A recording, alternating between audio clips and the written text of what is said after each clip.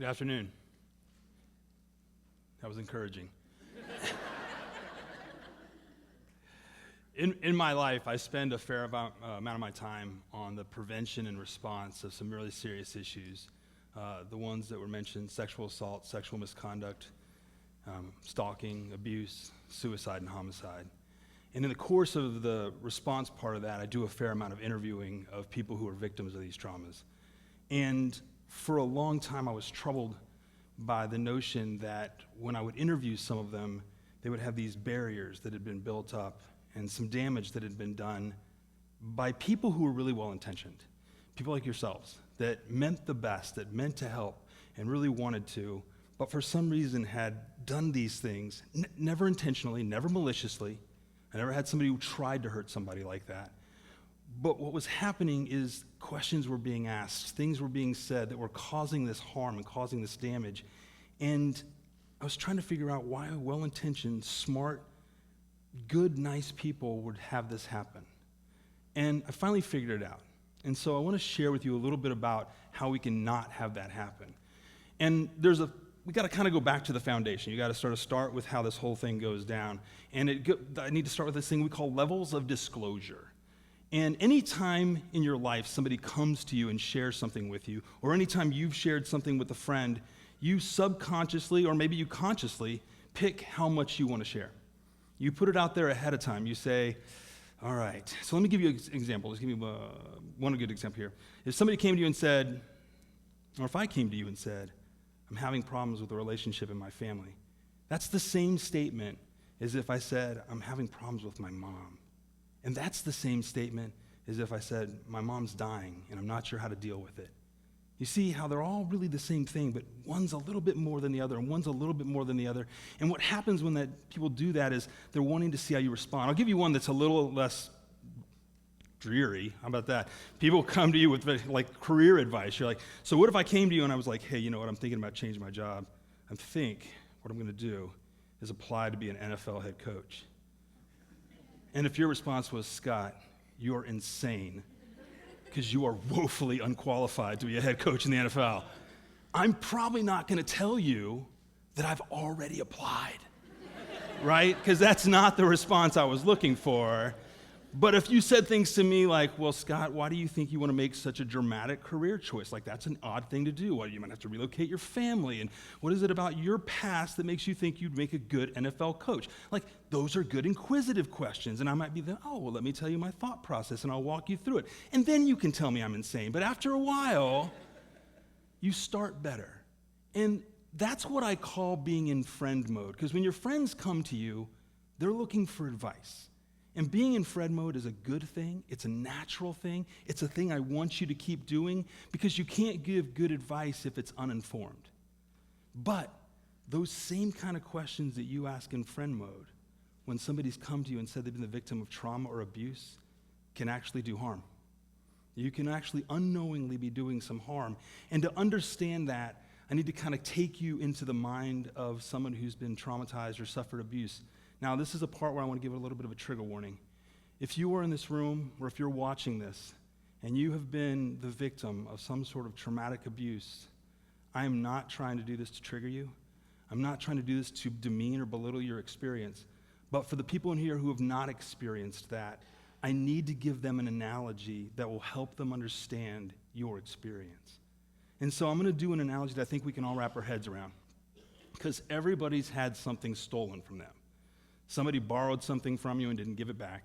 Maybe you left your wallet or something in a restaurant or a cafeteria and you came back and it was gone. Maybe you had your car broken into, you forgot to lock it, or somebody broke in and took your bag or your purse or your backpack or whatever out of your car. Or maybe your home was broken into, which is the most invasive of all of those. So let's take like the medium one. Let's start with our car. So let's say you came back, your car was broken into, and your bag was gone.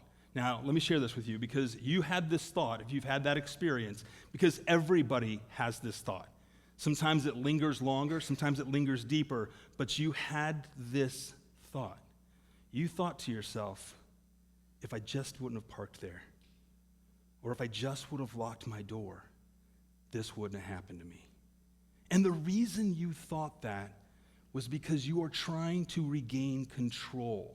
And it's a normal experience. So what happens is you think to yourself, this is a terrible feeling. Someone went in and took what was mine.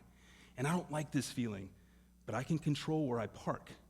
And I can control whether I lock my doors. Now, you and I both know that that nexus is not direct. But it's a normal thought because you think, if I can control this, I'll never feel this feeling again. And what that really is, break that down with me for a second, because what we're talking about here is you blamed yourself for someone else being a thief. They stole from you.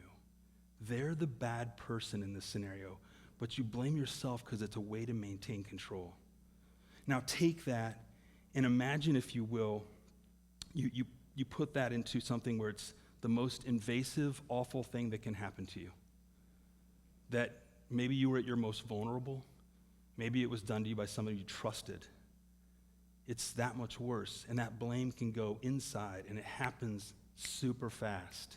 So what ends up happening is somebody comes to you and shares that they've been abused or they've been sexually assaulted, and you ask an innocuous question.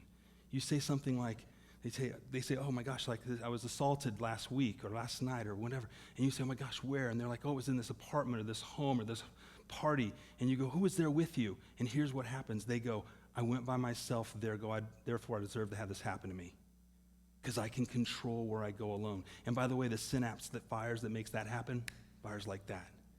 And you can't undo it. And they start this thing of blaming themselves for it. And it's deep and it's hard to undo. Now, you didn't mean it. You wanted to know if somebody else was there. Maybe they could help. Maybe they could be a witness. Maybe they could be a support person. That's why you did that. But it caused it. It happens. What I need you to do, because you went into friend mode, is I need you to not go into friend mode when this happens. Friend mode is great for career advice. It's great for relationship advice, but it's not good for this. What I need you to do is be in what I call car wreck mode. Now stick with me. It's a terrible name for it, but it's the only one I could come up with. Here's car wreck mode. If you were driving down the street or riding your bike or walking or whatever, and you saw a car swerve into a pole or drive into a ditch or something like that, and the person gets out of the car and they're staggering towards you and they don't look good, you would not walk up to that person and be like, dude, you're supposed to turn into the skid. Like that, like you wouldn't start giving instruction. You wouldn't ask them how fast they were going or how much they had to drink or what they were wearing that might have caused this accident. You wouldn't do any of that. You would walk up and you'd only have two questions. Are you okay? And what can I do to help you? That's it. You get to sort of the Maslow's base level of humanity. Are you okay? And what can I do to help you? And then you'd listen. That's what you'd do. You wouldn't ask all these questions. You wouldn't go into friend mode. You wouldn't do any of those things. So as I was processing this, I was trying to figure out why smart, well-intentioned, nice people would be in friend mode and doing this damage and creating these barriers when they should be in car wreck mode. And the answer was easy when I thought about it. You didn't see the car wreck. So it feels like friend mode. The car wreck happened last night, last week, last year, 10 years ago, but you didn't see it. So it's hard to be in car wreck mode when you don't notice the wreck. Now, I got to warn you about this, because here's what happens. When you do get into car wreck mode, when somebody's sharing this with you, that's the response they want, so they start sharing more. And I need you to stay in car wreck mode, because it's going to start feeling again like friend mode. One of the other things I do for a living is I train investigators into issues of abuse and assault. Now, for those of you who don't know, maybe somebody in this room has this training. But if you want to be like a law enforcement trained sexual assault investigator, I train them. I train administratively trained sexual assault investigators. It takes a minimum of 4 days after you've already achieved a certain level of prowess in this. And that's because it's so easy to do damage. And when we're training people, we have to teach them all the things to say, all the things not to say, all the gestures to make, all the gestures not to make. And we start them, though, with stay in car wreck mode. Like for right now, this is where you need to be. Now, I get asked a lot of questions about this stuff, and so let me process a couple of last things with you. One is, okay, Scott, so they come and I stay in car wreck mode and they share more and I tell them, well, what should I be doing? And the answer is get them to the people who can help. See if you can let them know all the places they can go where people can actually help them, who this is what they do. Don't make them go. If they don't want to go, they don't have to. But what I can't have you doing, honestly, is trying to be their quasi-therapist, their investigator, because you're not trained to do it, and we're right back to causing that harm. So I need you to stay in car wreck mode and be a good referral agent. Be compassionate. Be a good listener. A couple of things never to say. Don't ever tell them you understand. Don't ever tell them it's going to be okay. Don't ever tell them about your experience that's just like theirs so you know what they're going through, because you don't. Your experience was not their experience. Now, if they go and they get the assistance and help or do whatever it is they're going to do, this is another question I get asked. Well, Scott, I'm going to have to interact with them again because they're my friend or they're my child or they're my student or whatever they are, my colleague, my peer. What do I do? Like, how do I say things to them about this? And this one's a little bit easier because you don't make that experience define your relationship with them. I'm going to guess everybody in here has at least one friend. Okay? If you don't, hug the person next to you. Get consent first, but hug them. And after this happens, what I want you to do, think about your friend though. So you have your friend, and if your friend had some loss, their cat died, you don't go up to your friend every time you see them and you're like, Sam, how you dealing with the cat death? Like, that's not how you start every conversation with them, right? You start your conversation about other stuff. You talk about what's going on. And if they want to bring that up, you listen. And you stay in car wreck mode. Don't let that define your experience. Stay compassionate. Stay human. Stay empathetic. But stay in car wreck mode. We need you to do it. I beg you to do it. And they need you to do it. Thank you so much.